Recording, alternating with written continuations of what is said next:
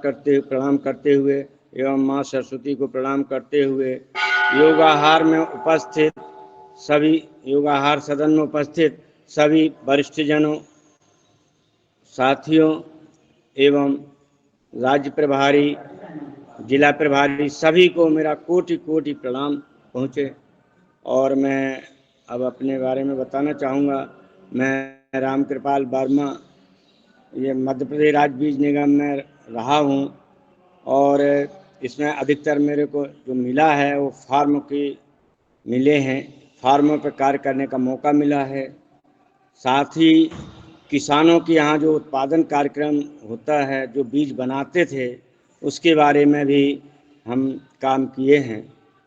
खास तौर से मैं उधर अधिकतर रहा हूँ, आपका खंडवा, खरगोन, इंदौर, धार, झाबुआ और आकर के फिर इधर नरसिंहपुर अधिकतर रहा हूँ। और इसके बाद कटनी से रिटायर होकर के रिटायर हो गया हूँ। और मैं आपको जो मुझे दिया गया है कि भाई योगाहार में जो रहता है खेती से संबंधित, तो वो खेती जो है हम रासायनिक खेती तो हो ही रही है, साथ में अब आवश्यकता है हमें प्राकृतिक खेती की। प्राकृतिक खेती एक्चुअली है क्या, ये जानना बहुत ज़रूरी है। प्राकृतिक खेती जो है वो एक कम बजट की खेती है, पानी का भी कम लगते हैं और इसमें जो कीड़े और खाद जो रासायनिक दी जाती है वो नहीं दी जाती है इसमें। तो इस तरह से जो है ना रासायनिक खाद का, रासायनिक क्या कहना चाहिए, कीटनाशकों का जो अधिक खर्च आता है वो सब इसमें नहीं होता है। इसमें जो है धरती माता जो है इसमें इतना देती है कि जो ज़्यादा से ज़्यादा उत्पादन भी देती है। लोगों को ये संभावना है कि नहीं, जैविक खाद में बहुत प्रॉफिट नहीं है, लाभ नहीं है, ऐसा नहीं है। इसका कारण मैं बता रहा हूँ क्या है कि जो रासायनिक खाद दी जाती है, तो पहली बात तो ये कि जो धरती माता है वो फसलों के लिए केवल जो रासायनिक खादों का उपयोग होता है उसमें केवल 2% ही अपने पौधे उसको लेते हैं, बाकी 98% जो है पानी और हवा से प्राप्त होता है। तो वह जो 2% अपने को न्यूट्रिएंट्स लगते हैं उसकी भरपाई अपन देसी खादों से, जैविक खाद बना करके इनसे पूर्ति की जा सकती है। होता है ऐसा, शुरू में थोड़ा सा दिक्कत लगती है कि जल्दी वो नहीं होता है, लेकिन बाद में इसके बहुत फायदे होते हुए और अधिक से अधिक लाभ मिलता है। खेती में जो है एक्चुअली ये क्या कहते हैं, अपने जो इसकी प्राकृतिक खेती के जो जनक हैं वो श्री बता रहा हूँ सर, वो जो अपने जनक हैं ये अमरावती महाराष्ट्र के हैं थे। शुरुआत उन्होंने की है, सुभाष जी पालेकर जी ने शुरुआत की थी इसकी प्राकृतिक खेती की।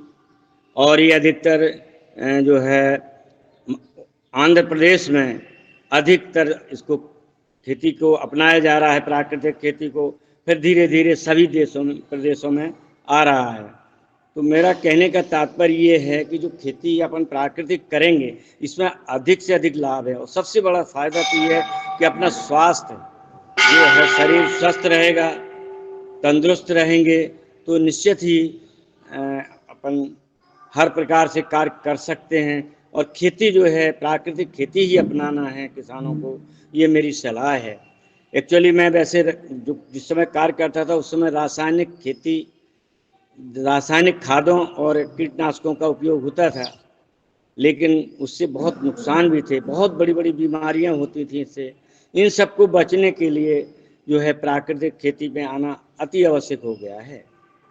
मेरा तात्पर्य यह है कि प्राकृतिक खेती ही बहुत फायदे का बिजनेस है। क्योंकि शुरुआत में ऐसा लगा कि बहुत घाटे का है, लेकिन ऐसा नहीं है, क्योंकि ये समझ लेना चाहिए अपने को कि एक्चुअली जो जमीन को खाद दी जाती है रासायनिक, वो केवल 2% तो ही अपने पौधों को प्राप्त होती है, उससे बाकी शेष वो जमीन में पड़ी रहती है, जो उसकी उर्वरा शक्ति को खत्म करती है।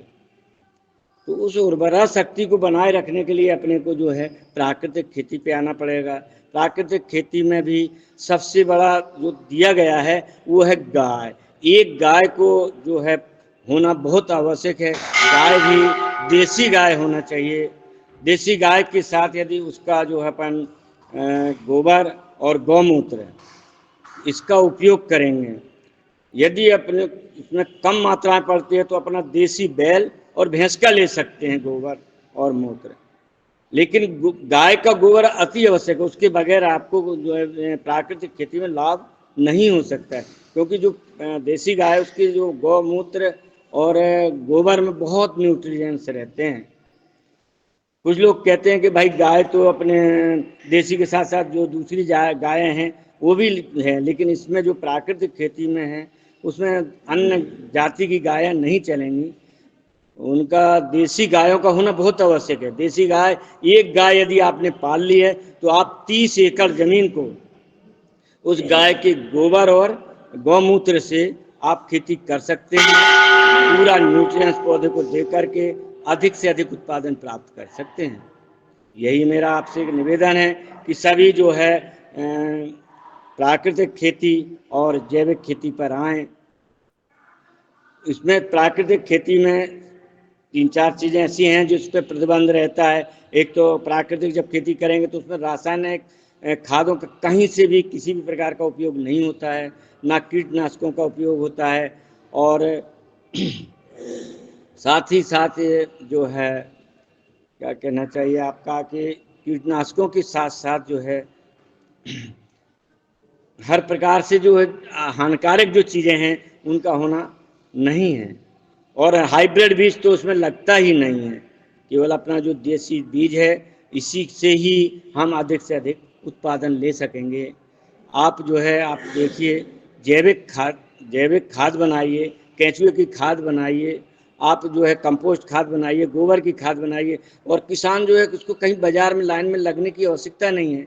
आजकल मैं देख रहा हूँ कि कहना जो है यूरिया के लिए, डीएपी के लिए लाइनें लग रही हैं, वो सबसे अपन बच जाएंगे। अपने घर में ही बीज बनाइए, अपने घर में ही अपने घर का खाद डालिए, अपने घर में ही एक गौ माता रखिए, उसका दूध भी लीजिएगा, उसका गोबर और गौमूत्र का उपयोग करिए, तो आपको जो है निश्चित ही ये रासायनिक खाद से जो प्राप्त होने वाली या कहना चाहिए हानिकारक कीड़ों को जो दवाइयाँ डाली जाती हैं उनके लिए जो है नुकसानदायक उनसे बच जाएंगे। उसमें अपना स्वस्थ शरीर रहेगा, तंदुरुस्त रहेंगे, और अपना प्राकृतिक को जो वायु प्रदूषण जो हो रहे हैं वो उससे सबसे बच जाएंगे। यही मेरा आप सबसे प्रार्थना है, यही आप सभी लोगों से कहना है। आप जो है सभी किसानों को, अपने सभी साथियों को बताएं कि प्राकृतिक खेती ही करें। प्राकृतिक खेती के साथ साथ जैविक खेती भी एक आपकी प्राकृतिक खेती जैसी है। अंतर इतना है कि जैविक खेती में हर प्रकार के गोबर की खाद सब कुछ चलता है, लेकिन प्राकृतिक खेती में गौ माता की, गाय का ही गोबर और गौमूत्र का ही उपयोग होता है।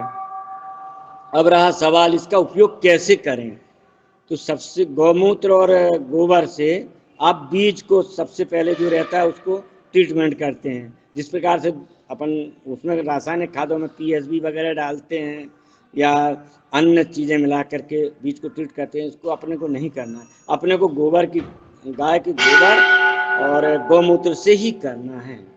गौमूत्र से जब अपन करेंगे तो आपके जो पौधों में डालेंगे तो जमीन के अंदर जो भी कीटाणु हैं या बैक्टीरिया या फंजीसाइड हैं, जो वो फफूंद हैं, वो आपको नहीं लगेंगे जड़ में।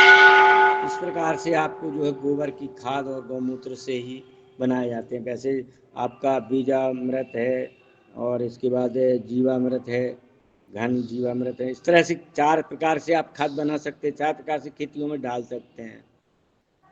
तो मेरा ये कहने का है कि अपने को जैविक खेती ही करना है। जैविक खेती बहुत कठिन नहीं है, सरल है, कम पानी भी देना है।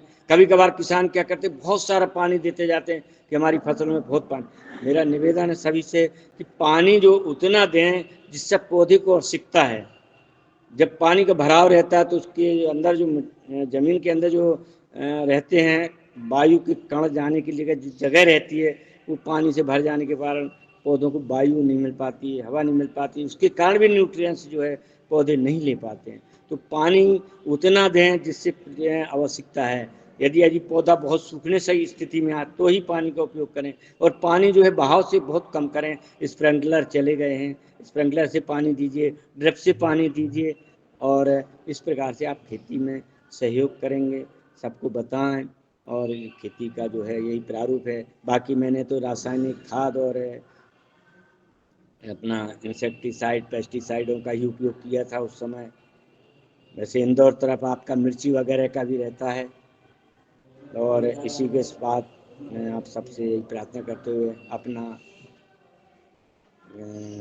प्रवचन को विराम देता हूँ। यही आपसे निवेदन। ओम।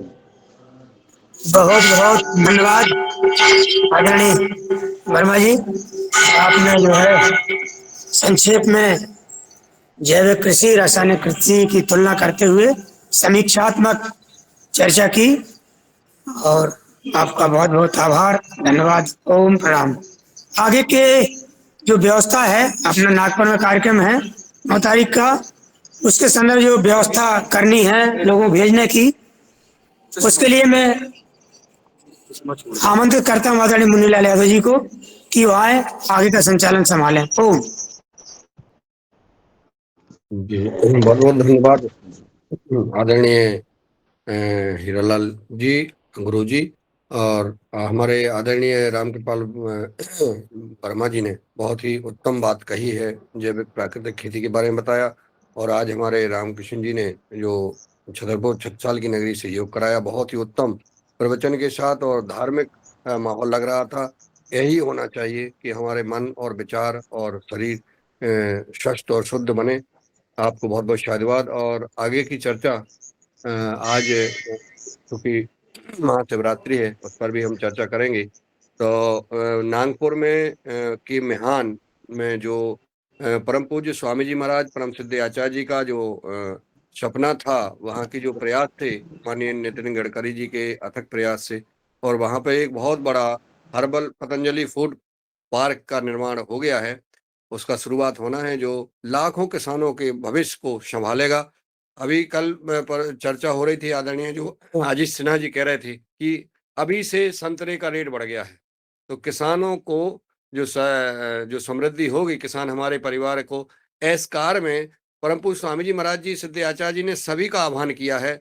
देश भर के हमारे किसान भाई, युवा, योग शिक्षा के योग साधक, कार्यकर्ता, राष्ट्रवादी विचारधारा के भाई बहन, कोई भी वहां उसमें पहुंच सकता है। उसके लिए एक लिंक जारी की गई है, और वो लिंक मैं अभी आपको इस ग्रुप में, इसमें युगहर के इस उसमें दे देता हूं। उस लिंक को भर करके आपको भर देना है, और आपको पहुंचना है अपने अपने तरीके से, जो जहां से जिससे जा सके उससे जाए। वहां रहने खाने पीने की सारी व्यवस्थाएं, वहां सहयोग करें।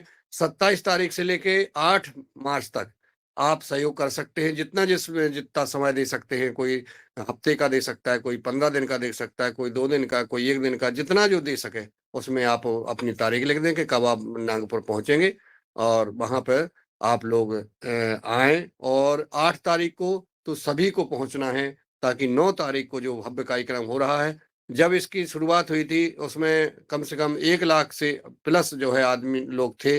अब की बार जब उसका शुरुआत हो रही है तो लगता है कि वहाँ महाकुंभ जैसा माहौल बने, और इससे जो है देश को दिशा मिलेगी। किसानों के लिए ऋषि और किसी परंपरा का ये कार्यक्रम अनूठा कार्यक्रम है। तो योगहार के हमें सभी सदस्य वहाँ उसमें आमंत्रित हैं। मैं अभी इसमें लिंक डाल देता हूँ। और आज महाशिवरात्रि की सबको हार्दिक बधाई और शुभकामनाएं। अच्छे कार्य में सहयोगी बने, घर में बैठे हैं वहां जाके सेवा करें, परम पूज्य स्वामी जी सिद्ध आचार्य जी का आशीर्वाद प्राप्त करें, सानिध्य प्राप्त करें, राष्ट्र धर्म में अपना सहयोग करें। बस यही निवेदन। और दूसरा एक, जो गौशालाएं आपके आसपास में संचालित हो रही हैं, कोई जो उसका संचालित कर रहा है उसका नाम और उसमें कितनी गाय हैं, कौन नस्ल की गाय हैं, उसकी जानकारी भी देने का कष्ट करें। अगर वहाँ ऐसा लगता है कि गाय की संख्या है और वहाँ पे कोई यूनिट लगाने की अगर व्यवस्था बनती है, कोई भी कुछ आगे होता है, तो इसके लिए हम सब जानकारी माँग रहे हैं गौशालाओं की संचालन की। इसलिए आपके आस-पास जो भी गौशालाएँ हैं, जहाँ आपकी नॉलेज में हो तो उनकी जानकारी भी आज ही देने का कष्ट करें, वो भी हरिद्वार मुख्यालय भेजना है। इसलिए आप सबसे यही 2 कार्य के लिए हमने निवेदन किया है। आप सबको बहुत-बहुत साधुवाद। आगे का संचालन करने के लिए मैं रंजन जी को आमंत्रित करता हूँ, वो आएँ और आज का संचालन करें। ओम।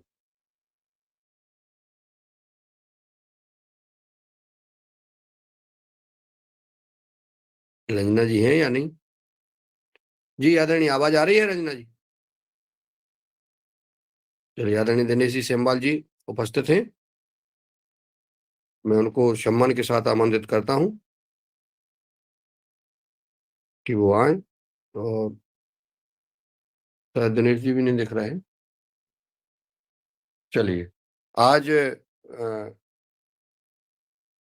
जो शिवरात्रि है, महाशिवरात्रि का पर्व है, भगवान भोलेनाथ का विवाह महोत्सव का उत्सव हर जगह मनाया जा रहा है। तो इसमें हम भी अपने हर कार्यक्रम में उस उत्सव को मनाएँ और इसमें मैं चाहूँगा कि अपने विचार भगवान शंकर जी के, माँ पार्वती जी के बारे में और अपने बारे में और कौन इस जो हमने 2 आपको सूचनाएँ दी हैं, इनमें कौन कब क्या सहयोग करना चाहता है, क्या जानना चाहता है। और आदरणीय अजीत सिन्हा जी ने कल अपन को बता ही दिया था कि हमें नागपुर पहुँचना है, नागपुर से जो है मेट्रो से मिहानी पहुँचना है और उसका लोकेशन और उसके बारे में जानकारी भी और भेज दी जाएगी। क्योंकि रोज़ हम सिन्हा जी अपन से जुड़ते हैं ही, तो जो जहाँ आपके आस-पास के लोग भी जो जाना चाहते हैं, उनको भी आप जो है ये लिंक भेज दें और वो ताकि वो लिंक भर दें। तो मैं एक-एक करके भी उसकी आप सबसे जानकारी चाहूँगा कि जो भी उसके बारे में चर्चा करना है, कुछ बात पूछना है तो हैंड इच करें, मैं आमंत्रित कर लूँगा। तब तक एक भजन से शुरुआत चाहता हूँ। जो भी भगवान शिव भोले के शुभ विवाह का कोई भजन अगर सुनाना चाहते हैं, तो अपना हैंड रेज़ करने का कष्ट करें, हम उनका स्वागत करते हैं। आदरणीय कल्पना साहू जी हमारे मध्य प्रदेश भोपाल से बहुत ही ऊर्जावान बहन हैं और ये बाहर में प्रतिदिन जुड़ती हैं और मन की अपने भजन के रूप में अपनी जो है भाव प्रकट करती हैं। उनका स्वागत, वंदन और अभिनंदन है। जी, आदरणीय कल्पना साहू जैन जी। ओम। सभी को सादर प्रणाम और महाशिवरात्रि की हार्दिक शुभकामनाएं। मैं भजन सुनाती हूँ। भोला है शंकर का नाम, भोला रूप निराला। भोला है शंकर का नाम, भोला रूप निराला। जटाजूट शीश गंगा विराजे, जटाजूट शीश गंगा विराजे। पिए हलाहल प्याला।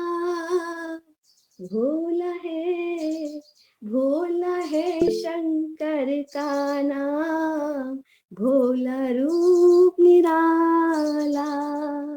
भोला है शंकर का नाम, भोला रूप निराला। चंद्र भाल पर गरल कंठ में, गल सर्पों की माला। चंद्र भाल पर गरल कंठ में, गल सर्पों की माला। अंग विभूति लगाए पहरे, अंग विभूति लगाए पहरे। बाघंबर मृगशाला।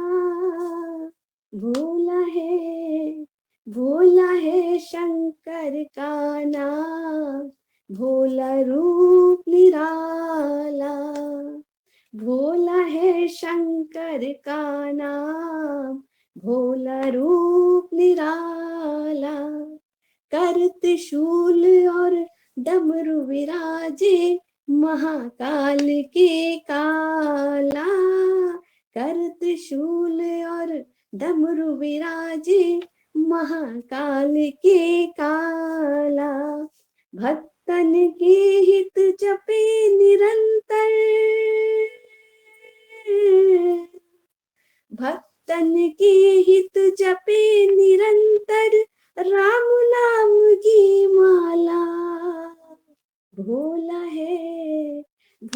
है शंकर का नाम, भोला रूप निराला, भोला है शंकर का नाम, भोला रूप निराला, वाम अंग में उमा विराजे, मेटे सब जंजाला, वाम अंग में उमा विराजे, मेटे सब जंजाला, इस जग में कोई ना दूजा,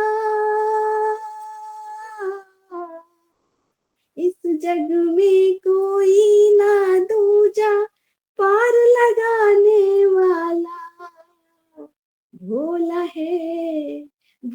है शंकर का नाम, भोला रूप निराला, भोला है शंकर का नाम, भोला रूप निराला, पत्र पुष्प फल जल पर रीजे, ऐसा कोई न पाया, पत्र पुष्प फल जल पर रीजे, ऐसा कोई न पाया, औघड़ दानी व्यास तुम्हारी, औघड़ दानी व्यास तुम्हारी, महिमा जान न पाया, भोला है शंकर का नाम, भोला रूप निराला, भोला है शंकर का नाम, भोला रूप निराला, मन मंदिर में भर दो भोले, चंदा सा उजियाला, मन मंदिर में भर दो भोले, चंदा सा उजियाला, एक बार प्रभु हमें पिला दो, एक बार प्रभु हमें पिला दो, रूप माधुरी प्याला, भोला है शंकर का नाम, भोला रूप निराला, भोला है शंकर का नाम, भोला रूप निराला, जटा जूट शीश गंगा विराजे, जटा जूट शीश गंगा विराजे, पिए हलाहल प्याला, भोला है शंकर का नाम, भोला रूप निराला, भोला है शंकर का नाम, भोला रूप निराला। जी धन्यवाद। बहुत बहुत शायदबाद और तालियों के साथ आदरणीय हमारी कल्पना साहू बहन जी का बहुत बहुत आभार। बहुत सुंदर, बहुत सुंदर, बहुत सुंदर, बहुत सुंदर। और कोई भाई बहन अपना भजन कोई सुनाना चाहता है? जी बस आप ही को बुला रहे थे।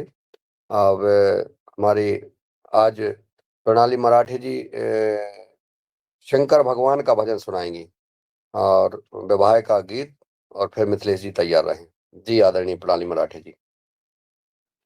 हमारे यहाँ शंकर की आरती ऐसी बोलते हैं, वो आरती में बोलूंगी। नहीं, भजन सुनाओ, भजन, आरती नहीं। आरती में तो आरती करना चाहिए। नहीं भजन नहीं, मुझे आरती आती है। हैं? भैया हमारे आरती में तो आरती होना चाहिए ना फिर उसको। हम्म, और कोई भजन नहीं सोच लो, जब तक निकाल लो थोड़ी मिथिलेश जी के बाद सुना देना। ठीक है, ठीक है बहन जी। हेलो जी।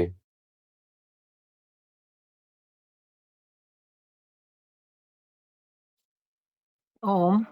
सदन को नमन वंदन। सभी को शिवरात्रि की बहुत बहुत हार्दिक बधाइयाँ। और जैसे भाई का आदेश हुआ कि एक भजन गाना है, तो मैं शिव पार्वती के ब्याह की एक कथा है, पूरी सुनाऊंगी तो लंबी हो जाएगी, इसलिए छोटा सा आदेश नहीं निवेदन है, आदेश नहीं निवेदन। ये।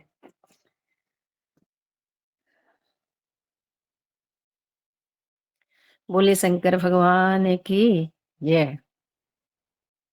जटाटवी गलज जल प्रवाह पावित स्थले गले ढवलंबयं भुजंग तुंग मालिकां डवड डवड डवड डवड निनाद वड्डमर्वयं चकार चंड तांडवं तनोतु नः शिव शिवं नमः शिवाय नमः शिवाय। हाथ जोड़कर बोली गवर जरे, हाथ जोड़कर बोली गवर जर, तीनों लोक बसाए बस्ती में, तीनों लोक बसाए बस्ती में, आप बसे वीराने में जी, आप बसे वीराने में जी। राम भ राम भजो जी, राम भजो जी, शिव का वंदन किया करो जी, शिव का वंदन किया करो। बगड़ बबम बबम बम बबम बबम बम बम लहरी, बगड़ बबम बबम बम बबम बबम बम बम लहरी।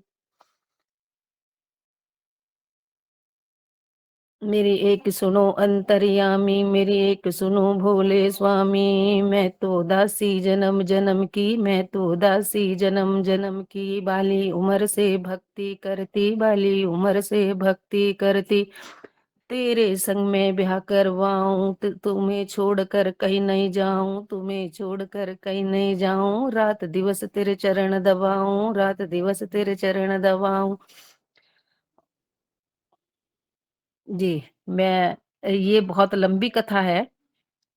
यदि अनुरोध है तो मैं आगे बढ़ूं, वरना तो मैं यहीं जो है हाथ जोड़ करके सभी भक्तों को शिवरात्रि की बधाई देना चाहूंगी। बहुत धन्यवाद। और हाथ जोड़ तेरे चरण दबाऊं, यहाँ तक आपने छोड़ा। माँ पार्वती जी ने विनती की, भगवान भोलेनाथ से मनाया उनको अपने विवाह के लिए। और ऐसे ही सीन हमारे सामने हमेशा नजर आता रहे।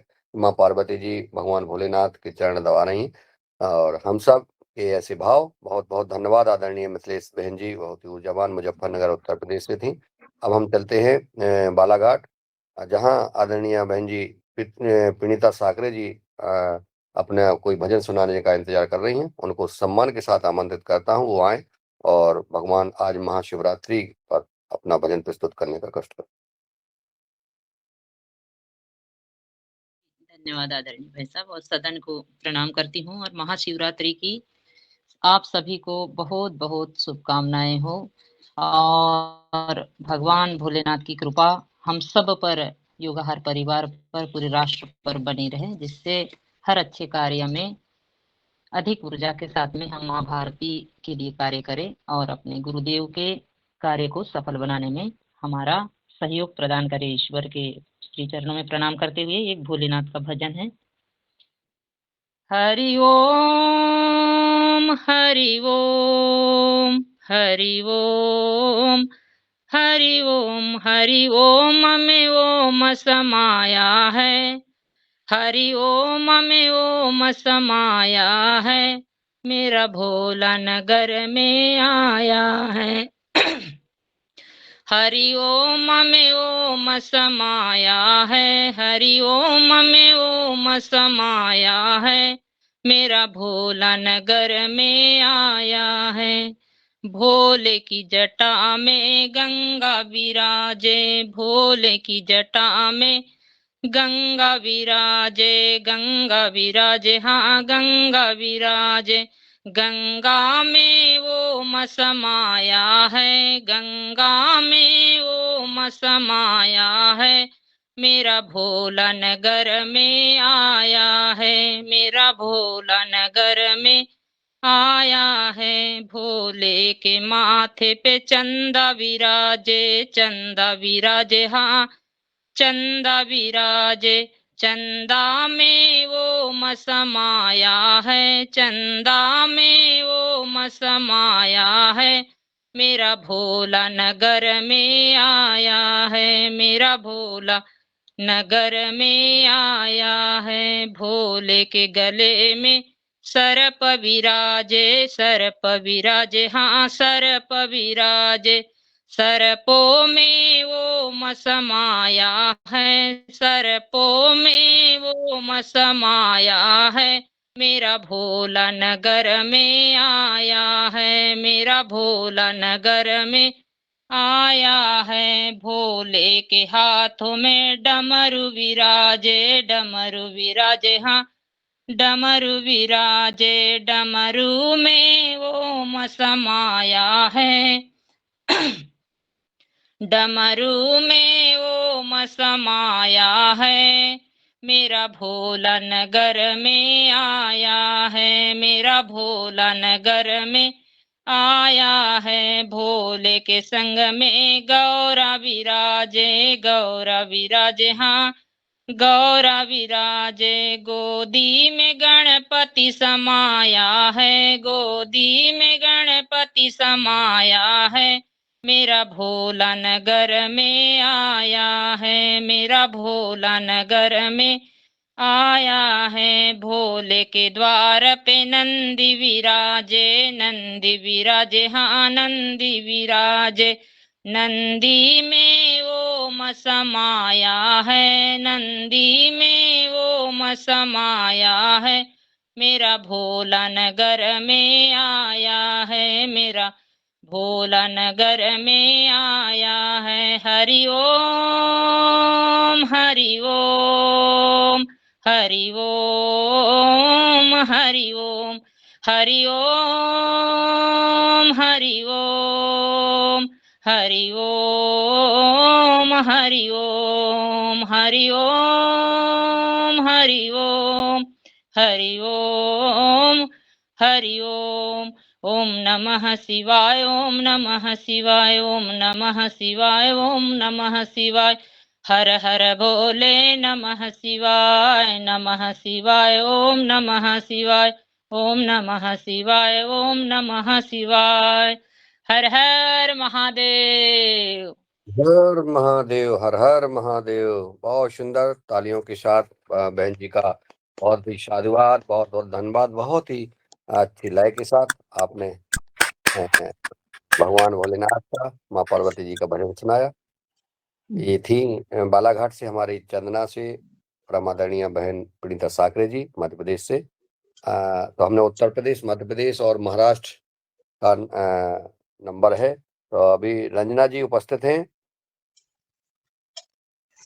आवाज मेरी पहुंच रही हो? जी ओम, मुंदलाल सर जी। जी ओम। हाँ, ओम ओम। आज तो महाशिवरात्रि है और शिव जी को रुद्राभिषेक भी हो गया है। अब हम जी बिल्व पत्र उसको चढ़ाते हैं ना, तो जी उसके लिए मैं कुछ बोलना चाहता हूँ। बिल्व जी, पत्र समर्पण। आपका स्वागत है आदरणीय विनायक भराता जी। जी जी ओम, जी ओम। त्रिदलं त्रिगुणाकारं त्रिनेत्रं च त्रियायुधं त्रिजन्म पापसंहारम् एकबिल्वं शिवार्पणम् त्रिशाखै बिल्वपत्रश्च अचिद्रकोमलै शुभे तव पूजा करस्यामि एकबिल्वं शिवार्पणम् उमया सह देवेश नन्दिवाहनमेव च भस्मलेपन सर्वाङ्गम् एकबिल्वं शिवार्पणम् अखण्ड बिल्वपत्रश्च नन्दिकेश्वर पूजनम् मुच्यते सर्वपापेभ्यो एकबिल्वं शिवार्पणम् अमृतोद्भव श्रीवृक्षो महादेव प्रियं सदा प्रसीद देव देवेश एकबिल्वं शिवार्पणम् काशीक्षेत्रनिवासं च कालभैरवदर्शनम् प्रयागे राजेश्वरं च एकबिल्वं शिवार्पणम् मूलतो ब्रह्मरूपाय मध्यतो विष्णुरूपिणे अग्रतः शिवरूपाय एकबिल्वं शिवार्पणम् एकैकबिल्वपत्रेण कोटियज्ञफलं लवेत् महादेवस्य पूजार्थ एकबिल्वं शिवार्पणम् दन्तकोटिसहस्रेषु अश्वमेध शतक्रतो कोटिकन्या महादानम् एकबिल्वं शिवार्पणम् शालग्रामसहस्राणां तडाङ्गं दशकूपयो यज्ञकोटिसहस्रेषु एकबिल्वं शिवार्पणम् दर्शनं बिल्ववृक्षस्य स्पर्शनं पापनाशनम् अघोरं पापसंहारम् एकबिल्वं शिवार्पणम् एकबिल्वं शिवार्पणम् एकबिल्वं शिवार्पणम् हर हर महादेव। हर हर महादेव। अति उत्तम, बहुत ही सुंदर आदरणीय विनायक भ्राता जी, बहुत सुंदर आपका भजन और आपने जो बेलपत्र चढ़ने का स्तुत मंत्र आपने सुनाया। आपको बहुत बहुत शादवाद। और सदन में अभी रंजना जी तक आवाज नहीं पहुंच रही है। दिनेश जी सेमवाल जी उपस्थित हैं, मैं उनको सम्मान के साथ आमंत्रित करता हूं कि वो आए और अपना आज का महाशिवरात्रि के अवसर पर अपना मार्गदर्शन और अगर कोई तैयारी हो तो वो भी अपना प्रस्तुत करने का कष्ट करें। आदरणीय दिनेश जी सेमवाल जी उत्तराखंड से सादर आमंत्रित हैं। जी आदरणीय, सादर धन्यवाद। और आदरणीय सभी सदस्यों को बहुत बहुत शुभकामनाएं शिवरात्रि पर। और भगवान शिव तो आदिदेव हैं और सभी गुरुओं के गुरु हैं, इसलिए मैं सभी गुरुओं के चरणों में प्रणाम करते हुए आदि गुरु भगवान शंकर को प्रणाम करता हूँ। और भगवान शंकर का तो यही सबसे बड़ा संदेश है कि हम जब समुद्र जो मंथन हुआ, उसी तरह का ये मंथन हम भी योगाहार में कर रहे हैं।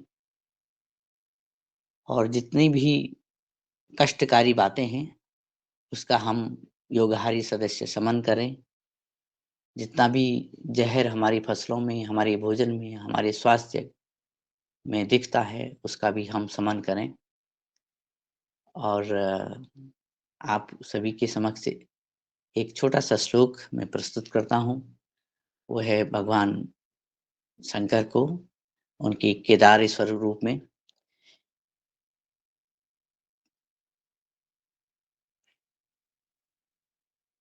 और भगवान शंकर के श्लोक में कंठे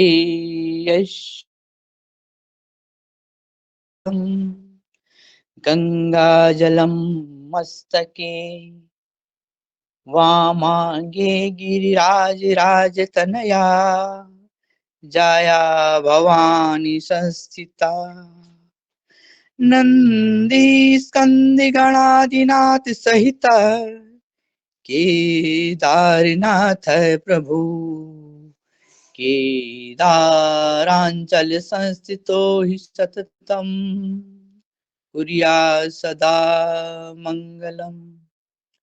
भगवान हम सबका मंगल करे और हम सभी धरतीवासियों का मंगल करे। सादर प्रणाम। ओम। जी, बहुत बहुत शायद बहुत बहुत धन्यवाद आदरणीय दिनेश जी श्यामबाल जी। और अभी आपने हम सबको मंत्र मुग्ध कर दिया। अब हम चलते हैं आगे आदरणीय किसी और भाई बहन को जिनको भगवान भोलेनाथ के शुभ विवाह के बारे में कोई भजन, कोई गीत, कोई कविता, कोई अपना सुझाव, अपने मन की भाव प्रकट करना है तो वो सादर आमंत्रित है। जी, आदरणीय हमारी प्रणाली मराठी बहन जी, आपका स्वागत है। फिर हम नारायण मीना जी को आमंत्रित करेंगे। जी बहन जी, महाराष्ट्र से ओम। प्रणाली मराठी ओम। जी। यो सदन को सादर वंदन प्रणाम। हमारे यहाँ कुणकेश्वर है, ये दक्षिण काशी के रूप में मनाया जाता है। यहाँ समुद्र तट पर एक शंकर का मंदिर है, कुणकेश्वर नाम है, और वो सुप्रसिद्ध है।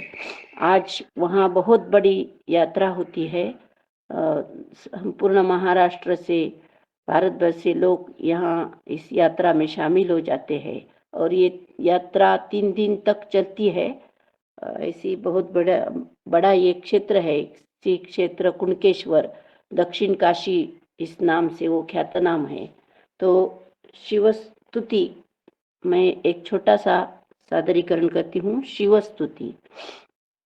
ओम।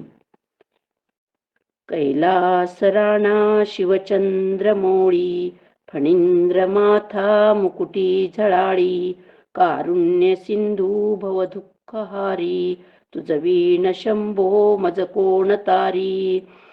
जटा विभूती उटी चंदनाची, कपालमाला प्रीत गौतमीची, पंचानना विश्वनिवांतकारी, तुझवीण शंभो मज कोण तारी. वैराग्य योगी शिवशूलपाणी, सदा समाधी निजबोधवाणी, उमा निवासा त्रिपुरांतकारी, तुझवीण शंभो मज कोण तारी. उदार मेरू पतिशैलजेचा, श्री विश्वनाथ म्हणती सुरांचा, दयानिधी तो गजचर्मधारी, तुझवीण शंभो मज कोण तारी. ब्रह्मादिवंदी अमरादिनाथ, भुजंगमाला धरी सोमकांत, गंगाशिरी दोष महाविदारी, तुझवीण शंभो मज कोण तारी. कर्पूर गौरी गिरिजा विराजे, हळाहळे कंठ निळाची साजे, दारिद्र्य दुःखे स्मरणे निवारी, तुझवीण शंभो मज कोण तारी. भूतादिनाथ हरी अंतकाचा, तो स्वामी माझा ध्वज शांभवाचा, राजा महेश बहुबाहुधारी, तुझवीण शंभो मज कोण तारी. नंदीहराचा हरिनंदिकेश, श्री विश्वनाथ म्हणती सुरेश, सदाशिव व्यापक तापहारी, तुझवीण शंभो मज कोण तारी. भयानक भीम विक्राळ नग्न, लीला विनोदे करी काम भग्न, तो रुद्र विश्वंभर दक्ष मारी, तुझवीण शंभो मज कोण तारी. इच्छा हराची जग हे विशाळ, पाळी रचितो करी ब्रह्म गोळ, उमापती भैरव विघ्नहारी, तुझवीण शंभो मज कोण तारी. ये शंकर का वर्णन है और बहुत बड़ा और अधिक स्तोत्र है ये, तो मैं यही विराम देती हूँ। ओम प्रणाम। बहुत सुंदर आदरणीय प्रणाली मराठी बहन जी, आप महाराष्ट्र से थी, आपने अपने मन के भाव प्रकट किए। अब मैं आमंत्रित करता हूँ, मध्य प्रदेश में चलता हूँ, आदरणीय नारायण मीना जी को सादर आमंत्रित करता हूँ, वो आए और अपना भजन प्रस्तुत करने का कष्ट करें। ओम जी, सदन को सादर नमन और आप सभी ग्रुप में शामिल सभी लोगों को महाशिवरात्रि की बहुत बहुत शुभकामनाएं, बधाई हो। मैं भजन तो प्रस्तुत नहीं करूंगा, मगर अपने शरीर संबंधी एक सलाह दूंगा आप सभी को, यदि सब उसे सुने तो। अपना योगाहार ग्रुप है, अपन योग के द्वारा शरीर को स्वस्थ रखने का ही उपाय करते हैं योग के द्वारा, और जिससे हम स्वस्थ ही रहते हैं। और शिवरात्रि का आज दिन है और आज की रात्रि जागरण की रात्रि रहती है। जितना हम जागरण करेंगे उतना हम स्वस्थ रहेंगे। और रात्रि में भगवान शिव की 4 पहर पूजा होती है, 4 प्रकार। और आज की रात्रि में यदि बीज मंत्रों का हमारे शरीर पर भी बहुत प्रभाव पड़ता है। जैसे ओम होम जूम से जो मंत्र हैं उनके अलग अलग अर्थ होते हैं चारों के, और इसी प्रकार हमारे स्वास्थ्य संबंधी बीज मंत्र है, जैसे हमारे वायु दोष है, और जो हम खान पान जहरीला खान पान आजकल खा रहे हैं उसकी शमन के लिए बहुत ही सुंदर बीज मंत्र हैं। यदि हम उसका आज प्रयोग करें आज रात्रि में, जैसे बीज मंत्र है बम। बम ऐसा बीज मंत्र है जो हमारे शरीर को पूर्णतः वायु का पूरा शमन करता है, और जो हम जहरीला पदार्थ खा रहे हैं उसका भी वह शमन करता है बीज मंत्र। यदि हम आज रात्रि में बम बीज मंत्र का 1.25 लाख जप करते हैं तो हमारे शरीर को बहुत ही लाभ होता है उससे। जैसे वायु का पूरा लाभ होगा, वायु पूरी नष्ट होगी हमारे शरीर की, और हम जो जहरीला पदार्थ खा रहे हैं वह भी उससे नष्ट होता है। तो मेरी आप सभी से निवेदन है कि आज रात्रि में जागरण करते हुए हम बीज मंत्र का जप करें और हमारे शरीर को स्वस्थ रखें। ओम। बहुत बहुत साधुवाद, आपने जो हम सबको मार्गदर्शन दिया। जरूर हम सब अपने जीवन के कल्याण के लिए आज का रात्रि जागरण करें और बीज मंत्र का जाप करें। बहुत बहुत साधुवाद, बहुत बहुत प्रणाम आपके सुझाव के लिए। अब आदरणीय रविशंकर मेहरा जी को नर्मदापुरम मध्य प्रदेश से सादर आमंत्रित करता हूँ, वो आए और अपने विचार प्रकट करें। जी ओम, सदन को नमन। इस समय हमारे नर्मदापुरम में ही पचमढ़ी स्थित है, और पचमढ़ी में महाशिवरात्रि का बहुत बड़ा मेला लगता है, जहाँ पर भगवान शंकर, ऐसा कहा जाता है कि भगवान शंकर ने जब ये भस्मासुर उनके पीछे लगा तो पचमढ़ी में आकर के वो जगह जगह छिपे। तो इस तरह से यहाँ पर उनकी गुफाएं हैं, उन गुफाओं में जटाशंकर है, चौरा है, चौरा पे जो है बहुत पहाड़ के ऊपर चढ़ना पड़ता है, गुप्त महादेव है। और आज के दिन महाराष्ट्र से और मध्य प्रदेश से बहुत लोग वहाँ पर आते हैं, बहुत भीड़ होती है। तो आज 3 दिन तक वहाँ पर मेला होता है। इस मेला को हमने प्रत्यक्ष देखा है, और वहाँ पर जो है पूरे पहाड़ी क्षेत्र है, बहुत अच्छा मौसम होता है, पलाश फूल रहे होते हैं, और ये जो सीजन है ये बहुत बढ़िया गुलाबी ठंड होती है। तो इस तरह से, और साथ में सारे लोग जो है नर्मदा मैया में स्नान करते हैं। तो मैं 2 श्लोक, एक माँ नर्मदा पर और एक भोले भगवान पर। तो भोले भगवान पर है, प्रभु प्राणनाथम विभुम विश्वनाथम जगन्नाथ नाथम सदानंद भाजम भवद्भव्यभूते सर्वोतनाथम शिवम शंकरम शंभुमीशान मीडे। नर्मदा मैया का है, स्तोत्र का एक श्लोक है, सविंदु सिंधु शुष्कलय तरंग वंग रंजितम दसत्सु पाप जात जात कारी वारि संयुतम कृतांत दोत काल भूत वेतिहारि वर्मदे त्वदीय पाद पंकजम नमामि देवी नर्मदे त्वदीय पाद पंकजम नमामि देवी नर्मदे। ओम नमः शिवाय। ओम नमः शिवाय।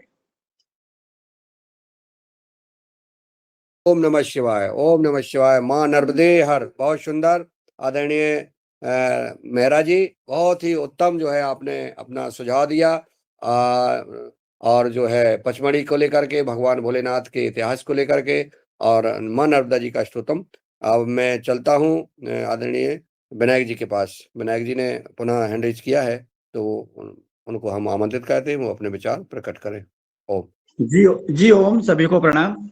अब मैं शिव जी का एक लिंगाष्टक है आपके सामने प्रस्तुत करता हूँ। ओम नमः शिवाय। ब्रह्म मुरारी सुरार्जित लिंगम निर्मल भसित सुशोभित लिंगम जन्मज दुःख विनाशक लिंगम तत्प्रणमामि सदा शिवलिंगम देवमुनि प्रवरार्चितलिङ्गं कामदहन करुणाकरलिङ्गं रावणदर्पनिवारकलिङ्गं तत्प्रणमामि सदा शिवलिङ्गं शुद्धसुगन्धसुलेपितलिङ्गं बुद्धिविवर्धनकारणलिङ्गं सिद्धसुरासुरवन्दितलिङ्गं तत्प्रणमामि सदा शिवलिङ्गं दक्षकुयज्ञविनाशकलिङ्गं कनकमहामणिभूषितलिङ्गं फणिपतिवेष्टन शोभितलिङ्गं तत्प्रणमामि सदा शिवलिङ्गं कुङ्कुमचन्दनलेपितलिङ्गं पङ्कजहार सुशोभितलिङ्गं सञ्चितपापविनाशकलिङ्गं तत्प्रणमामि सदा शिवलिङ्गं देवगणावलि सेवितलिङ्गं भावविवर्धन कारणलिङ्गं दिनकरकोटिप्रभाकर लिङ्गं तत्प्रणमामि सदा शिवलिङ्गम् अष्टदले परिवेष्टितलिङ्गं सर्वसमुद्भवकारणलिङ्गम् अष्टदरिद्रविनाशकलिङ्गं तत्प्रणमामि सदा शिवलिङ्गम् सुरगुरुसुरवरपूजितलिङ्गं सुरवनपुष्पसमार्चितलिङ्गं परात्परं परमात्मकलिङ्गं तत्प्रणमामि सदा शिवलिङ्गं तत्प्रणमामि सदा शिवलिङ्गम् ॐ नमः शिवाय ॐ नमः शिवाय सांब सदा शिव सांब सदा शिव सांब सदा शिव सांब शिवो सांब सदा शिव सांब सदा शिव सांब सदा शिव सांब शिवो लिंगाष्टकमिदं पुण्यं यः पठे शिवसन्निधौ शिवलोकमवाप्नोति शिवेन सह मोदते। ओम नमः शिवाय। हर हर महादेव। हर हर महादेव। अति सुंदर, बहुत आनंद आ गया।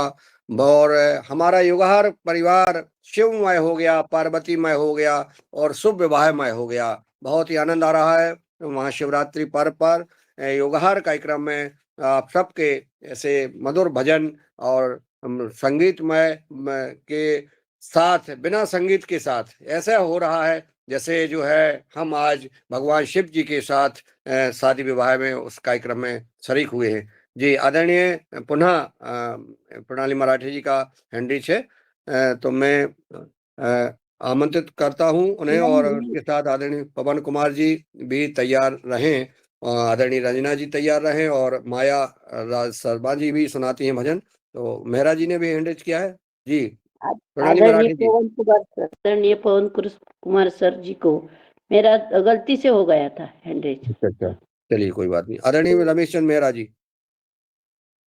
जी ओम सदन को नमन। मैं जो आप कह रहे थे तो पवन कुमार जी को ही आमंत्रित करने की बात कर रहे थे, और दूसरी बात ये थी कि उनसे जो हम वार्षिक उत्सव मनाने वाले हैं तो उसके संबंध में कुछ दिशा निर्देश दें, जिससे कि लोग अपने समय पर वहाँ पर जो भी स्थान तय हो या जो भी हो तो इस हफ्ते में हो जाए तो लोग अपना अपना जो है वो रिजर्वेशन कराएं। जी ओम। जी अभी आज के बाद चर्चा हो जाएगी, उस पर रखेंगे अपन आज महाशिवरात्रि के पर्व पर। देखिए जो आपके मन में है वही हमने पहले कह दिया कि जो है तीनों जो नाम लिया है हमने, तो बेसाबी से इंतजार है आदरणीय पवन कुमार जी का। इसके पहले मैं रंजना जी को आमंत्रित करूंगा, अगर मेरी आवाज पहुंच रही तो आप सादर आमंत्रित हैं। आदरणीय पवन कुमार जी को उनके पहले माया राजदीप शर्मा जी, आप तक आवाज पहुंच रही है? जी आ रही है। ओम जी, सदन को आपका प्रणाम। भजन, इसके बाद में आदरणीय पवन कुमार जी को आमंत्रित करेंगे। आपका स्वागत। जी बिल्कुल।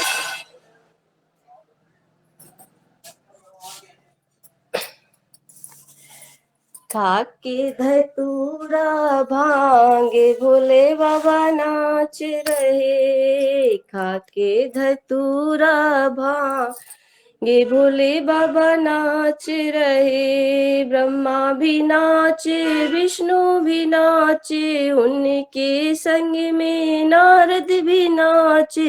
नाच रहा ब्रह्मांड भोले बाबा नाच रहे, खाके धतूरा भांगे भोले बाबा नाच रहे। चंदा भी नाचे सूरज भी नाचे, उनके संग में तारे भी नाचे। नाच रहा आकाश भोले बाबा नाच रहे, खाके धतूरा भांगे भोले बाबा नाच रहे।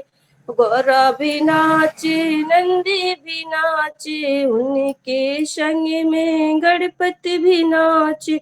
नाच रहा कैलाश भोले बाबा नाच रहे, खाके धतूरा भांगे भोले बाबा नाच रहे। गंगा भी नाचे यमुना भी नाचे, गंगा भी नाचे यमुना भी नाचे। नाच रहा पाताल भोले बाबा नाच रहे, खाके धतूरा भांगे भोले बाबा नाच रहे। साधु भी नाचे संत भी नाचे, हम भी नाचे तुम भी नाचे। नाच रहा संसार भोले बाबा नाच रहे, खाके धतूरा भांगे भोले बाबा नाच रहे। जी ओम। शिवरात्रि की सभी को बहुत बहुत शुभकामनाएं। बहुत बहुत धन्यवाद, बहुत बहुत शुभकामनाएं। बहुत सुंदर आपने अपना भजन सुनाया। अब हम जी चलते हैं जिनका जी जी अभी हम लोग सोमवार मतलब सावन के महीने में गए थे सोमवार कुंडेश्वर। तब इनने कहा, मेरे पति ने कहा कि जब हम लोग वहां पहुंचे तो काफी लंबी भीड़ थी, मतलब वहां लाइन में लगना पड़ता कम से कम 4-5 घंटे, तब जाके हमको दर्शन होते उनके। लेकिन हमने बेलपत्र लिया और सामने खड़े रहे। ये कहने लगे चलो वापस नहीं होंगे दर्शन आज तुम्हें। हम कहा नहीं, मैं तो दर्शन करके ही जाऊंगी। बेलपत्र लिया, सामने खड़े हो गए। हमने कहा प्रभु अगर आपका मेरा तो पुराना रिश्ता है, क्योंकि मेरा कुंडेश्वर में नानिहाल है, मेरी नानी है वहां पे। तो जब मैं वहां खड़ी थी तो एक सदस्य जो सामने बैरिकेटिंग पे खड़ा रहता है वो आया, क्यों बहन जी क्यों खड़ी हो? उन्होंने कहा मुझे दर्शन करना है लेकिन वहां पास टाइम नहीं है इतना कि मैं लाइन में लगूं। उसने वीआईपी दर्शन कराया। वहां से मैंने सिर्फ उनको पुकारा है कि प्रभु मुझे दर्शन दीजिए, आप मुझे आना है, ये बेलपत्र वापस लेके नहीं जाऊंगी। जब मैं छोटी थी तो वहां कुछ भी नहीं था, सिर्फ हम लोग वही खेलते थे ज्यादातर मंदिर में, और उनका जितना प्रसाद होता था पूरा उठा लाते थे। तो हमने उनसे यही प्रार्थना की कि आप मेरा आपका बहुत पुराना रिश्ता है, प्रभु मुझे दर्शन दीजिए, मैं वापस जाना नहीं चाहती हूँ, मुझे अच्छे से दर्शन हुए। जी महिमा है उनकी। माया जी, भगवान भोलेनाथ कुंडेश्वर भगवान साक्षात शिव जी विराजमान हैं, स्वयं बढ़ रहे हैं। आपने देखा होगा छोटे से जी हर बिल्कुल साल बिल्कुल। एक चावल उनका शिवलिंग बढ़ता है।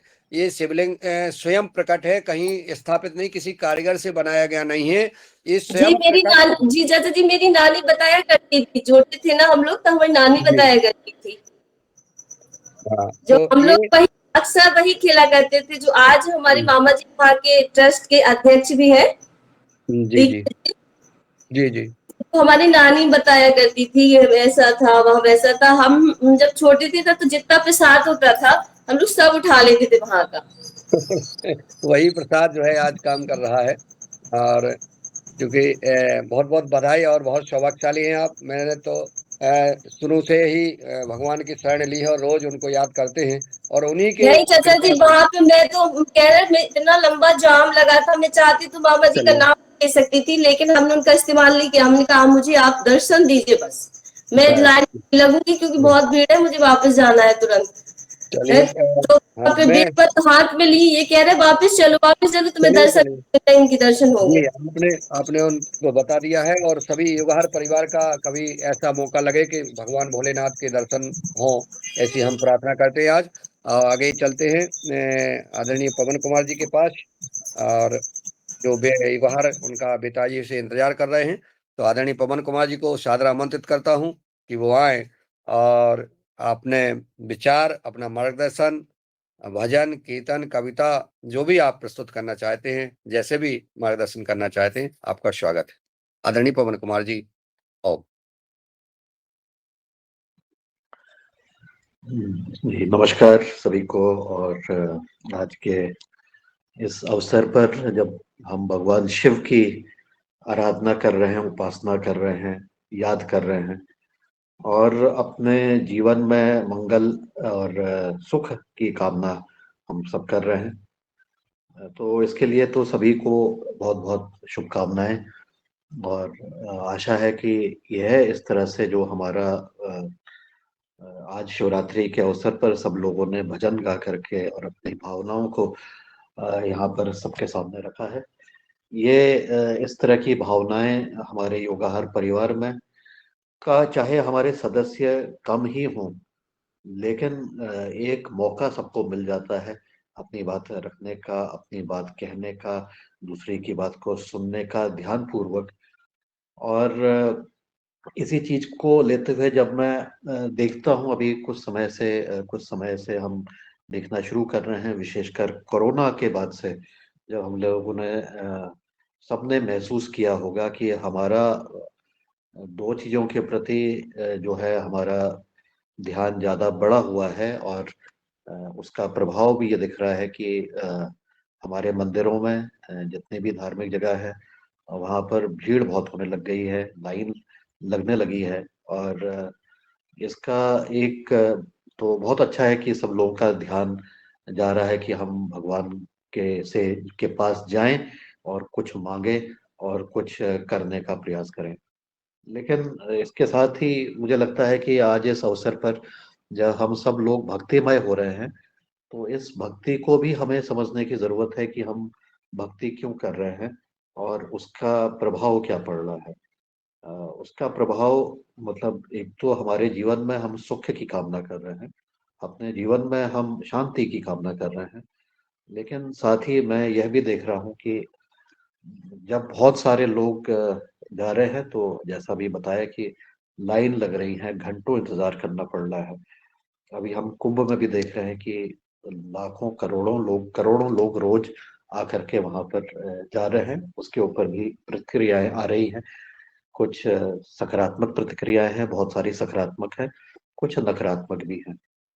तो इन सब चीजों को संज्ञान लेते हुए अगर हम चिंतन करते हैं कि हम भक्ति क्यों कर रहे हैं, उसका उद्देश्य क्या है, उससे हम क्या पाना चाहते हैं, और उससे हमारे कार्यों से दूसरों के ऊपर किस प्रकार का प्रभाव पड़ सकता है, मतलब दोनों सकारात्मक और नकारात्मक दोनों दृष्टिकोण से मैं सोच रहा हूँ। और मैं यह देखता हूँ कि जब हमारे वहाँ हरिद्वार में इस बार जब शिवरात्रि का त्योहार चल रहा है और पूरे सब लोग जा रहे हैं, मैं उनको देख रहा हूँ जो हाईवे से गुजर रहे हैं हमारे ऑफिस के सामने से, उनको देख रहे हैं, तो लोग भक्ति भाव से जा रहे हैं, अपना कुछ दौड़ लगा रहे हैं, कुछ पैदल चल रहे हैं, कुछ लेट के जा रहे हैं, कुछ गाड़ियों में जा रहे हैं।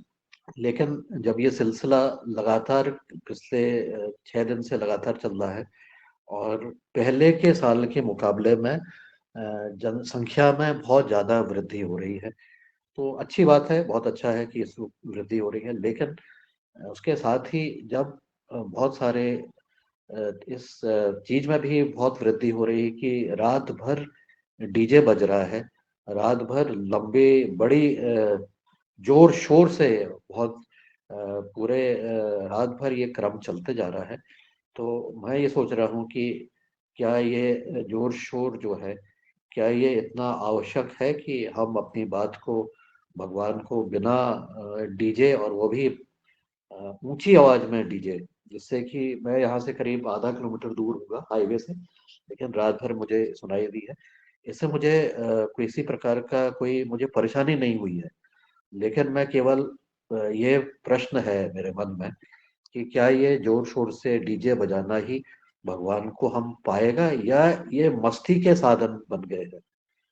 इसी प्रकार से जब बरसात के टाइम पर जब शिवरात्रि का त्योहार होता है तो एक हफ्ता पहले से तो हमारे ऑफिस बंद हो जाते हैं, क्योंकि ऐसी स्थिति होती है कि वहां पर से आदमी गुजर नहीं पाता है। और गुजर नहीं पाने के साथ साथ जो बहुत ऊंची आवाज के जो डीजे बजते रहते हैं, वो उस समय तो और भी ज्यादा उसमें दिखाई देता है, और भी ज्यादा सुनाई देता है। और अगर किसी को इसकी वजह से असुविधा होती है, तो क्या उससे हमारे भगवान खुश होंगे? क्या शंकर जी इससे खुश होंगे? क्या कोई भी और भगवान इससे खुश होंगे? तो ये प्रश्न है, ये प्रश्न चिन्ह है हमारे अपने उसके लिए। ये मेरा अपना व्यक्तिगत मामला है, ये अपना मेरा व्यक्तिगत सोचना है। ये कदापि इस तरह से नहीं है कि ये बंद हो जाना चाहिए। हाँ, हमारी आध्यात्म और हमारी जो भावना है भगवान के प्रति, वो क्या होने चाहिए, इस विषय पर हम सदन के सदस्य विचार कर सकते हैं। और हमारा सदन तो बहुत छोटा सा है, तो इसमें सबके विचार भी सुने जा सकते हैं।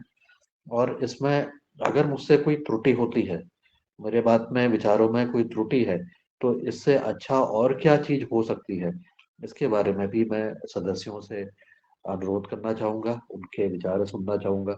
और जानना चाहूंगा कि हम भगवान की, क्योंकि उद्देश्य क्या है, हमारा उद्देश्य क्या है, हमारा गंतव्य क्या है, इसको हमें समझना बहुत जरूरी है। और अगर हम इस चीज को लेते हुए सोचेंगे, तो मैं व्यक्तिगत रूप से, मुझे लगता है कि हाँ, डीजे बजाएं लेकिन उसकी वॉल्यूम कम रखें। हाँ, जो भी काम करें वो भगवान को के साथ मिलने का जो हमारा बड़ा उद्देश्य है उसको लेकर के करें। और उसको करने के लिए हमें क्या कुछ करने की जरूरत है, इसके बारे में भी सदस्यों के विचार आएंगे तो बहुत अच्छा लगेगा, बहुत सुंदर लगेगा। कई बार हम भी जब आवाज आती है, मैं अपने ऑफिस से भी बाहर आके देखने का प्रयास करता हूँ कि ये जो काफिला चल रहा है, या लोग जो जा रहे हैं, या जो ट्रैक्टर ट्रॉली के पीछे बना हुआ है, एक पूरा मोटिव बना हुआ है, उसमें भगवान की भी मूर्ति लगी हुई है, और साथ में डीजे भी बहुत बड़े बड़े से लगे हुए हैं, वो उससे किस उद्देश्य की वो प्राप्ति कर रहे होंगे। तो इन चीजों को हम लोग विचार करें। और फिर ये लगता है कि जो भीड़ बहुत ज्यादा हो रही है, मंदिरों में भी भीड़ बहुत ज्यादा है, धक्का मुक्की है, तो क्या हम शांतिपूर्वक अपनी बात को भगवान तक पहुंचा पा रहे हैं, या मेरे अंदर के अंदर कोई, मेरे मन में कुछ बात है, क्या मैं उसको शांतिपूर्वक उसको कह पाऊंगा, क्या उसको नहीं कह पाऊंगा? और क्या उस भीड़ में ही मैं उसको समा करके क्या हम अपने मूल भावनाओं से कहीं हम हट तो नहीं जा रहे हैं? तो ऐसे कुछ प्रश्न हैं मन में। और मैंने भी कई बार घंटों लाइन में लग करके जब भी दर्शन किए हैं, तो बीच में ऐसा लगा कि ये इतना समय हमें लग रहा है, तो हम उसमें जो विचार आ रहे हैं, वो अच्छे विचार, उतने अच्छे विचार भी नहीं आ रहे हैं कि क्योंकि मुझे लगता है, मेरे मन में ये है कि जो भी भगवान का स्थान है, वो एक शांति का स्थान जरूर होना चाहिए, एक कोना जरूर होना चाहिए, जहाँ कोई भी व्यक्ति आकर के अपनी बात को शांति पूर्वक अपने मन को एक चित्र होकर के अपनी उसको अपने आप को उसके साथ जोड़ने का प्रयास करें। और अगर भीड़ ज्यादा होती है, धक्का मुक्की होती है, या केवल भगवान की मूर्ति को देखने तक ही हम सीमित हो जाते हैं, तो और उसी से सोचते हैं कि अब तो हमारा सब कुछ, हमें कुछ प्राप्ति हो गई है, तो शायद इस चीज को भी हमें पुनर्विचार करने की जरूरत है। इस अवसर पर जब सब लोग आज भगवान की आराधना कर रहे हैं, मैं कुछ दूसरी बात कह रहा हूँ। मुझे लगता है कि अगर मेरी बातों से किसी को कुछ ठेस पहुंची है, तो मुझे क्षमा करें। लेकिन मुझे लगा कि आज ये बात मुझे कहनी चाहिए, ये क्योंकि मैं इसको प्रत्यक्ष रूप से देख रहा हूँ, समझ रहा हूँ, महसूस कर रहा हूँ। और इस चीज पर भी हम किसी दिन विचार में करते हुए, हमें अपनी जो शुद्धि है, अपने अंदर की जो शुद्धि है, उसको सामने लाने का हमें जो भी प्रयास है अपने जीवन का, उसको करना चाहिए। मैं इतना कह के आज अपनी वाणी को विराम देता हूँ। आप सभी को महाशिवरात्रि की बहुत बहुत शुभकामनाएं, बधाई, नमस्कार। बहुत सुंदर आदरणीय पवन कुमार सर, जैसा कि हम सब आपके लिए सुनने के लिए हमेशा आपके विचार लेने के लिए आतुर रहते हैं, और आप हमेशा उस भूमिका में रहते हैं जो गार्जियंस की भूमिका होती है। आप हमेशा दिशा देते हैं, और युवहार कार्यक्रम का जो चौथा वर्ष है, जिसमें हमेशा आपने दिशा देने का काम किया है और जिसका हम सबको इंतजार रहता है, वही आपने अपने जो है फर्ज निभाया है। भगवान महाशिवरात्रि के पर्व पर हम सब युगहर परिवार की ओर से आपके परिवार आपको हार्दिक बधाई और शुभकामनाएं, और इसी प्रकार का प्रभु से प्रार्थना करते हैं कि आप मार्गदर्शन करते रहें। आपने जो उत्तम बात कही है, कई बातें डीजे के बजने से हृदयघात हुआ है, कई मौतें हुई हैं, और उससे नुकसान के अलावा 1% फायदा नहीं है डीजे के उससे। और हमारे व्यवधान होता है, हमारी भक्ति भाव में भी व्यवधान होता है, मन के विचार भी बदलते हैं। ये आपने जो बात कही है, क्योंकि ये महाशिवरात्रि का पर्व है, ऐसे महान पर्व पर हम सबको वो अपनी विचारधारा बदलना चाहिए। और जहाँ डीजे का प्रयोग होता है बहुत तेज आवाज में, यहाँ सड़क जो है दमकती है, सीना दमकता है, और जो हृदय के जो हार्ट अटैक हुए हैं, कई तो डांस करते करते कई भाई लोगों की मौतें हुई हैं। इस पे आपने महत्वपूर्ण बात कही है। और आपने जो कहा है विचार, हम सब युगहर परिवार के लोग इस पर हम एक दिन विचार लेंगे। आज तो चूंकि 8:02 हो गए हैं, आपने जो सुझाव दिया है इस पर भी हम चर्चा युगहर कार्यक्रम में करेंगे। और बस 2 हैंड रीच हैं, चूंकि 8 बजे के पहले 2 हैंड रीच आए थे, तो उनका हम सुझाव ले लेते हैं, और इसके बाद फिर हम समापन करेंगे आज के इस कार्यक्रम का। तो आदरणीय हीरालाल कुशवाहा जी, आपका सादर आमंत्रित है। इसके बाद डॉक्टर कृष्ण दुबे जी। आदरणीय हीरालाल जी, आप सादर आमंत्रित। संपूर्ण गुरु सत्ता को नमन करते हुए सभी योगहारी जनों को महाशिवरात्रि की बहुत बहुत शुभकामनाएं।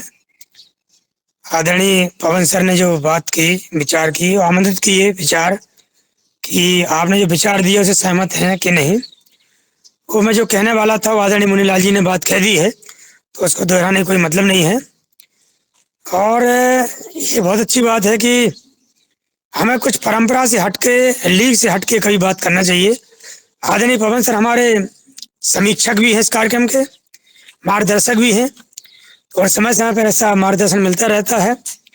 मेरा जो सोचना है यही है कि आज के समय जो वर्तमान भीड़ दिख रही है धार्मिक स्थलों पर, उसमें आध्यात्मिकता कम और मनोरंजन का माध्यम ज़्यादा बन गया है। लोग मनोरंजन के लिए जाते हैं, इसलिए ये दुर्घटनाएं भी घटित होती हैं। यदि उनके अंदर आध्यात्मिकता होती, अपने प्रभु के प्रति, अपने परमात्मा के प्रति श्रद्धा भाव होता, तो निश्चित रूप से जो लोग कुचल के मर जाते हैं उनके द्वारा वो ऐसा नहीं होता। तो ये बात सच है कि इस पर होना चाहिए। और एक 2 मिनट का समय लूंगा। जो पवन सर ने बात कही है, बहुत पहले कबीर जी ने, रहीम जी ने कहा था कि खाकर पाथर जोड़ के मस्जिद लई बनाए, था चढ़ मुल्ला भाग दे, क्या बहरा हुआ खुदा है। ये बात उनके लिए कही गई थी, लेकिन आज ये बात हमारे लिए, हमारा ये हिंदू धर्म है, इसके लिए चरितार्थ हो रही है। तो हमको विचार करना चाहिए, चिंतन करना चाहिए। इसके पहले कोई रोके टोके हमें मनाही करे, हमको खुद इसके लिए प्रयास करना चाहिए, तो इसकी सार्थकता होगी और सच्ची श्रद्धा भक्ति भी का भी समर्पण होगा। निवेदन ये था हमारा कि आदरणीय पवन सर आज के जो योग शिक्षक थे और हमारे मुख्य वक्ता थे, उनके बारे में अभी यदि आप 2 शब्द कहते, जैसा कि आप कहते हैं कभी छोड़ते नहीं हैं, आज पहली बार ऐसा हुआ है। और मेरी अपेक्षा से ये है कि दोनों संयोग से छतरपुर जिले से हैं और दोनों पीताम्बर मंदिर से जुड़े हुए व्यक्ति थे, तो उनको भी उत्साहवर्धन होता। आज के लिए इतना ही। ओम प्रणाम। जी जी, बहुत सुंदर आदरणीय हीरालाल कुशवाहा जी। और उस 6 साल की नगरी जहां पर हमारे माननीय अभी नरेंद्र भाई मोदी जी ने जो है मेडिकल का जो है वो भूमि पूजन किया है, और आज हमारे भारत की प्रथम नागरिक उस 6 साल की नगरी में आ रही हैं, पधार रही हैं। महामहिम द्रौपदी मुर्मू जी आज 6 साल की नगरी में पधार रहे हैं। उस 6 साल की नगरी से आज हमारे योगाचार्य जी और हमारे मुख्य वक्ता चीफ गेस्ट थे, और आदरणीय हीरालाल जी के द्वारा उनको आमंत्रित किया गया था। तो ऐसे महान इस नगरी के और योद्धाओं की और माँ पीताम्बरा की योग कक्षा की बात चूंकि आदरणीय पवन कुमार जी और हम सब के द्वारा निरंतर जो है उसका किया जाता है और आपका जो इस कार्यक्रम में सहयोग रहता है और आपका अलग छाप रहती ही है। आप तो किसी के परिचय के मोहताज नहीं है। मैं अगले इसलिए उनको बहुत बहुत आभार और धन्यवाद देता हूं। अभी आभार करूंगा इसके बाद जब समापन होता है आपके अपने योगाचार और मुख्य वक्ता का। अब हम जो हमारे हैंडरिच है और उसमें आदरणीय डॉक्टर किशोर दुबे जी को महाराष्ट्र से, हमारे नागपुर महाराष्ट्र हैं, उनको सादर आमंत्रित करता हूं, वो आए अपने विचार प्रदान करें। धन्यवाद मंडल जी। सबसे पहले तो महाशिवरात्रि की हमारे योगाहार परिवार और सभी परिजनों को शुभकामनाएं। दूसरा जो मुद्दा है कि आज पवन सर ने जो उठाया, पहले तो मैं सबसे पहले पवन सर का मैं अभिनंदन करता हूं, क्योंकि हमेशा यही देखा जाता है वैचारिक चर्चाओं में कि जो बात है उसी बात को कंटिन्यू करो, उसके विरोध में मत बोलो, उसके अल्टरनेटिव क्या हो सकते हैं, दूसरा रास्ता क्या हो सकता है, इस बारे में कोई चर्चा करता है तो उसको स्पॉट आउट या भाई ये तो गलत बात बोलने वाला है, ऐसा आमतौर पर चर्चा परिचर्चाओं में होता है। लेकिन मैं अभिनंदन इसीलिए करता हूँ सर का कि वो हमेशा ही कि भाई जो रूटीन है वो